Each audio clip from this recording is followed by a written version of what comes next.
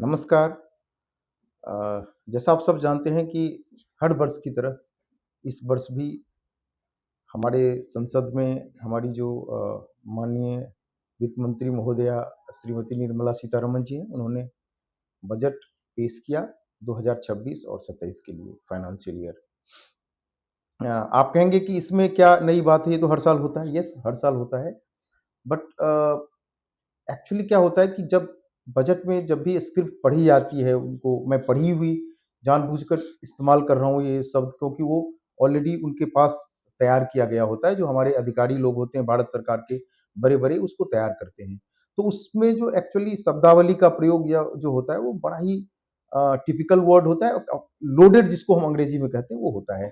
और मैं चाहता हूँ कि भई ये चीज़ें हमारे जो सामान्य जो गाँव के लोग हैं, जो दूर-दराज के लोग हैं, जहाँ पे उनको वहाँ पे शिक्षा का अभाव भी है, उसका स्तर भी थोड़ा कम है, तो क्यों ना उनको भी इन सब चीज़ों के बारे में जानकारी दी जाए। बिकॉज़ वो इसलिए भी बेहद ज़रूरी है, क्योंकि उनके पास जो नॉर्मली स्रोत होता है कि भई बजट कैसा है, वो समझने का होता है, या तो मीडिया से मिलती है, चाहे वो प्रिंट मीडिया हो या इलेक्ट्रॉनिक मीडिया हो, और उसमें छपता या दिखता वही है जो अमूमन राजनेता लोग बात करते हैं। अब जहाँ तक इन राजनेताओं की बात है, तो आप जानते हैं कि जो पक्ष के लोग होते हैं, वो एक ही बात करते हैं कि भई ऐसा है, ये बहुत ही सुनहरा बजट है, भविष्य अच्छा हो जाएगा इससे, इसमें गरीबों के लिए ये है, इसमें उद्योग धंधे के लिए ये है, इसमें फलाना है, ढिमका है, इस तरह की बातें वो करते हैं। और एक दूसरा धड़ा होता है जो कहता है कि अरे यार, ये बिल्कुल ही बेकार बजट है, इस सरकार ने तो सब बेड़ा-गर्क कर दिया। या एक टिपिकल शब्द वो अक्सर इस्तेमाल करते हैं, जिससे मुझे थोड़ी-सी हँसी भी आती है कि दिशाहीन है। अब सवाल उठता है कि इसके 2 पहलू हो सकते हैं। एक तो मुझे लगता है कि बहुत से ऐसे लोग मीडिया में आते हैं, बाइट्स देते हैं, जिन्हें खुद ही नहीं मालूम होता है कि भई इस बजट में क्या है, उसके प्रावधान क्या हैं और इसके दूरगामी परिणाम क्या होंगे। तो इस चीज़ को मैं थोड़ा-सा मिटिगेट करना चाहता हूँ, और चाहता हूँ कि जो हमारे सामान्य गाँव के लोग हैं, वो भी समझें कि भई इस बजट में क्या है हमारे लिए, और अपना एक ओपिनियन खुद का बनाएँ। बिकॉज़ आप अगर सिर्फ़ दूसरों के ओपिनियन पे आज तक चलते आए हैं, तो आप अपना हश्र देख ही रहे हैं, और जो हमारे राजनीति का है या लोकतंत्र का है।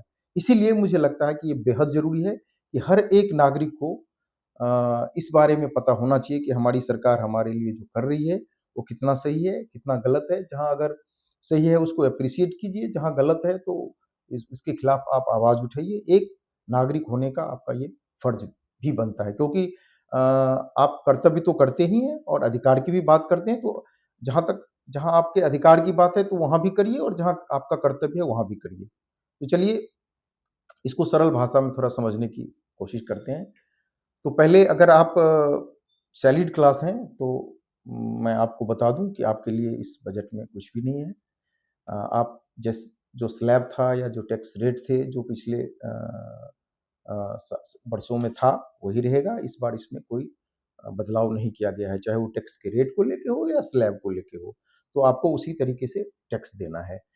हाँ, अगर आप रिटायर्ड पर्सन हैं और या आप सीनियर सिटीजन हैं और आपकी जो इंटरेस्ट इनकम कहीं से आता है, तो आपको थोड़ा-सा खुश होने की ज़रूरत है, क्योंकि उसमें थोड़ा-सा बदलाव किया गया है। और पहले जो आप सिर्फ़ 50,000 तक आपका इंटरेस्ट इनकम एक्ज़ेम्प्टेड होता था, वो अब 1 लाख रुपए का हो जाएगा। तो इसका अर्थ ये हुआ सरल शब्दों में कि अगर आपका इनकम जो इंटरेस्ट से आता है, वो अगर 1 लाख तक होगा, तो उसपे आपको अगले साल से उसपे कोई टैक्स नहीं देना पड़ेगा। अब रही बात कि बाकी लोगों के लिए क्या हुआ? अक्सर बात होती है इंडस्ट्री की, गाँव की, इंफ्रास्ट्रक्चर की, ये सब कुछ ऐसे शब्द हैं, आर्टिफ़िशियल इंटेलिजेंस है, तो ये सब ऐसे शब्द हैं जो गाँव वालों के लिए थोड़ा-सा डिफ़िकल्ट होता है समझना, क्योंकि आजकल तो शहर में जहाँ इतना हाई एजुकेशन है, वहाँ भी लोग, बहुत कम ही लोग हैं जो आर्टिफ़िशियल इंटेलिजेंस या इन सब चीज़ों के बारे में, डिजिटलाइज़ेशन के बारे में इतना डीप समझते हैं।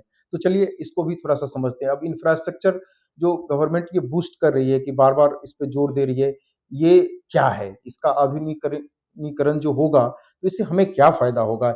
एक ग्रामीण के लिए क्या फ़ायदा हो सकता है?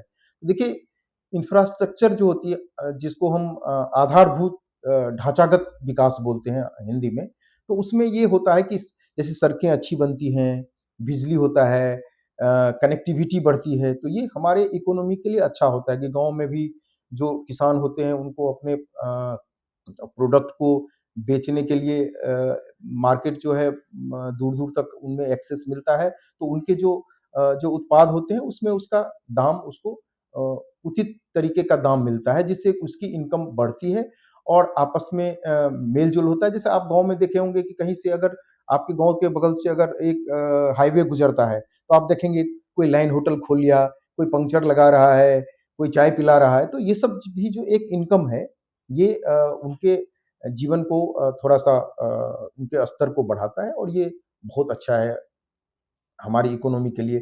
तो इंफ्रास्ट्रक्चर का ऐसे प्रभाव पड़ता है। फिर बिजली आती है, आप उद्योग धंधों को उससे जो है फ़ायदा मिलता है और कनेक्टिविटी होने के कारण जैसा हमने पहले बताया कि उनके सप्लाई चेन में भी काफ़ी बढ़ोतरी होती है और इसका सीधा-सीधा जो लाभ है वो हमारे गाँव के लोगों को या किसानों को मिलता है।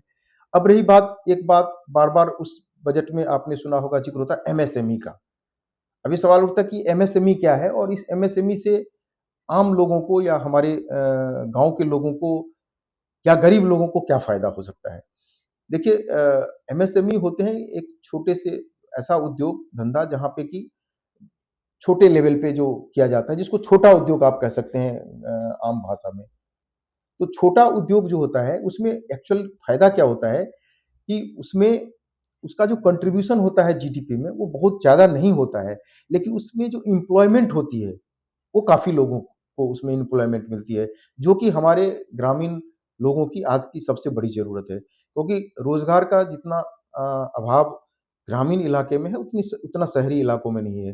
तो गवर्नमेंट इस चीज़ को ध्यान में रखते हुए बार-बार इस चीज़ पे फ़ोकस करती है कि एमएसएमई सेक्टर जो है हमारा जो लघु या मध्यम दर्जे के उद्योग हैं, उनको हर तरह से सपोर्ट देने की कोशिश करती है और ये सपोर्ट कालांतर में जाके आपके सीधे-सीधे आपके एम्प्लॉयमेंट को जो आपके रोज़गार है उसको प्रभावित करता है और इससे क्या होता है कि आपके गाँव के जो युवा हैं, उनको रोज़गार मिलता है और उनका जो सोशल इक्विलिब्रियम है, सोशल स्टेटस है, उसमें बेहतरी आती है।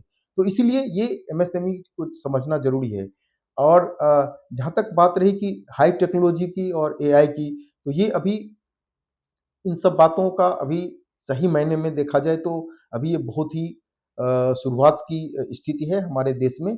अभी एक इनको लंबा सफ़र तय करना है और इस चीज़ को समझने के लिए हमें ये भी ज़हन में रखना पड़ेगा कि पहले जो सालों में बजट जो प्रस्तुत किए गए और इस बारे में जो भी काम क्या सही मायने में वो ग्राउंड पर आया भी है कि नहीं? तो मुझे लगता है कि अगर सही मायने में एकदम से आ गया होता तो शायद बेरोज़गारी की स्थिति ऐसी नहीं होती। सो इसका मतलब है कि अभी उसमें काफ़ी कुछ करना बाकी है। तो जब मैं ये कह रहा हूँ तो इसका ये मतलब कतई नहीं है कि उसमें कुछ भी नहीं हुआ है।